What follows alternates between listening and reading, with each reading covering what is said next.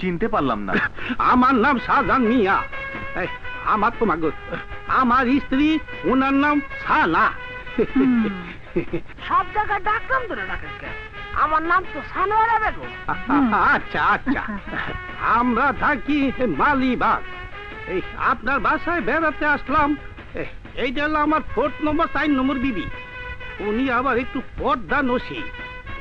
আপনার বিবি জানলে ডাকলে একটু জরুরি আলাপ করতাম। আচ্ছা আচ্ছা, আলেয়া এদিকে আইসো, মেহমান আসছে। বসেন। যাবো তুমি তুমি একটা শুনে বাবার খামাখা কষ্ট করতেছেন। আসসালামু আলাইকুম। ওয়ালাইকুম আসসালাম। আমরা আপনার মেয়েদের একটা বিয়া সম্বন্ধ নিয়ে আইছি। সানোয়ারা বেগম, তোর বাইন্দাটা আপনার পর্দাটা একটু উঠান। আশেপাশে আর কেউ নাই। সালাম দেই। আসসালামু আলাইকুম। ওয়ালাইকুম আসসালাম। সত্য কথা বলতে কি, উনার আর আমার দুনিয়াতে আপন বলতে কেউ নাই। আমার বড় বোনের নাতি আর উনার বড় ভাইয়ের একটা ছেলে আবু দাবাই ছিল। কি কইছিস? বিদেশ থেকে অনেক টাকা পয়সা নিয়ে আইছে। ওরা বোধহয় আপনার মেয়েকে দেখছি। ওরাই তোমাকে এই বিয়ার প্রস্তাব দিয়ে পাঠাইছে। মেয়ে যখন আছে বিয়া তো দিতেই হইব। বাড়িতে যদি আপনার মেয়ে দুইটা থাকে আমাদের একটু দেখান। ছেলে না আসলে কিভাবে দেখামু?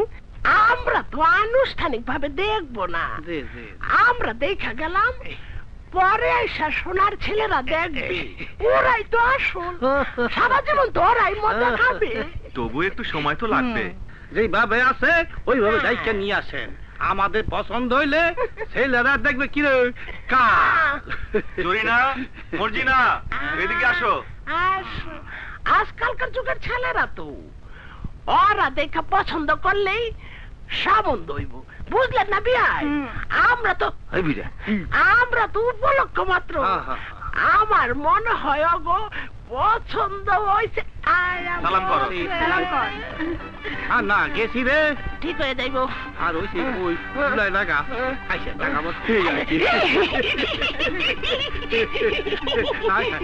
জায়গা দেখি থাকবো না। আচ্ছা, এই হলো জরিনা। জরিনা, এই হলো মর্জিনা। জরিনা বেগম এদিকে আসো, আসো আসো। তুমি আমার পাশে বসো। হয়ে গেল। কি হয়েছে? ভাঙতি শুরু হয়ে গেল না? সে আর ভাঙলো, বুঝতে পারছি। বুঝছি, বসবার মতো জায়গা হইতেছে না। বলে বসো বসো বসো, শর্মে কিছু নাই।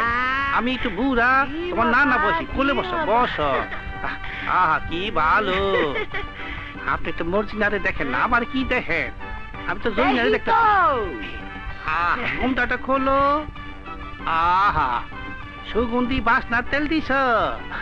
দেখি সাপার ঠোঁটাটা দাঁতগুলি সুন্দর খোলো। যা শরীরটা কি সুন্দর বাসির মতো, একেবারে হাতাটা যেন বাসি টাগুটুগুলি রে। তোমার নাকটা কিরম দেখছো? এটা তো টিয়া নাক। আসলে তোমার মনে হয় গোলাপ ফুল ছুঁইটা ছুঁইটা ছুঁটা ছুটা পড়তাছে।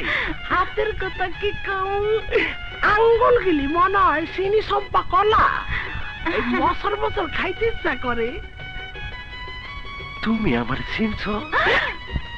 তোমরা একটু উঠে দাঁড়াও, রানের মাংসটা জইমা গেছে। কিছু তেমন তোমার লাগবে না। এই কাল ছেলে দুইটারে দেখাইয়া দিয়েন। তাইলে ছেলে দুইজনরে আমাদের বাসায় নিয়ে আসেন। বলছিলাম কি আপা, এখনকার আধুনিক ছেলে মেয়েকে বাসায় দেখায়, দেখা হয়নি মার্কেটে, সিনেমা হলে, চাইনিজে, পার্কে একা একা দেখা করাইতে হয়। ওরা একা একা কথা বলবে, পরস্পর জানাজানি করবে। আজকালকার পোলাপান গুছে কত ঢং, পীড়িত পরিণয় করবে, হাত ধরাধরি করে হাঁটবে, বাদাম ছেলে কুটুর কুটুর করে খাওয়াবে, খোপায় ফুল দিবে, তারপরে বই আবার গান গাবে। আমার ভুল করিতে ভুল কইরাছে সৃষ্টি বিধাতা, নইলে কি আর শোনায় যায় বড় ভাটা পইরা যায়। আমি ভুল করে বেগম, আপনি আর বেসুরে গান গাইবেন না, বসেন। মনে হয় ওনাকে ভালো লাগতেছে না, কথা কইেন না তো। ঠিক আছে, তাহলে বলেন কোথায় নিয়ে যাব? আপনারা বনানী পার্কে অঘরে লইয়া যাইয়েন। চলেন যাই। সালাম দেন। আসসালামু আলাইকুম। আপা আমার জন্য দোয়া করে, আমি আবার ওনার 6 মাসের। আপনি আবার বেশি কথা বলেন, সত্য ওসব কথা কথা মুখে সব আনতে কি? নাই। হাঁটেন হাঁটেন হাঁটেন, যাই গো জরিনা মাগ। বুড়া বয়সে বিয়া বোধে আমার হয়ে গেল। আল্লাহ আল্লাহ করো মামু। হ্যাঁ, আল্লাহ ছাড়া আমাকে আর উপায় নাই। মামা কেমন জানি পেঁয়াজ গোস লাগিয়া গেল না? যে কাম করছি পেঁয়াজ গোস্ত লাগবই। আমরা দুইজন যদি অগ 2 বোনের বিয়া করি, হ্যাঁ তাইলে আমরা রিস্তায় কি হই? আমরা বাইরে হইয়া যাই না? মাও বাগনের কি অবস্থা? মাও বাগনে তো আর থাকুম না, মাইসে কি কইব?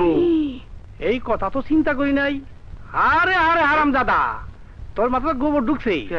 অসুবিধা নাই, আমি থাকবো চৌকির উপরে আর তুই থাকবি চৌকির তলে। কেউ কারো দেখবো না। লাঠি মারলো যা, না মারলো তা।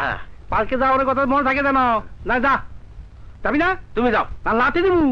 তুমি যাও। দেখ গা, খরচপাতির কথা মনে রাখিস কিন্তু। আপনারা হনেন, মাও বাগনে তো বিয়া ঠিকই করলাম, কিন্তু মামুর যা বয়স আর শান্তির যে অবস্থা, যদি বিয়া না দেয়, আপনারা আমার মামুর লেগে একটু দোয়া করেন। সালাম আলাইকুম।